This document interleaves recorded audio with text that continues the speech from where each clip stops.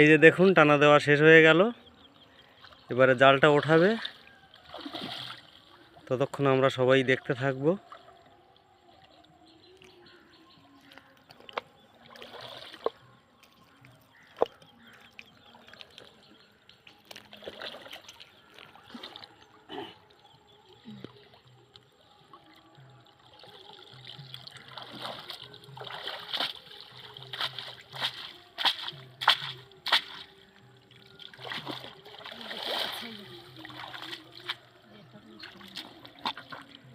জাল থেকে মাছ নিচে পড়ে গেছিল,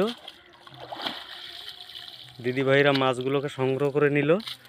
আর জালে কি মাছ পড়েছে আপনাদেরকে দেখাচ্ছি। জালে ওই মাছ, চিংড়ি মাছ, আর কি মাছ। এই যে দেখুন কাঁকড়ার বাচ্চা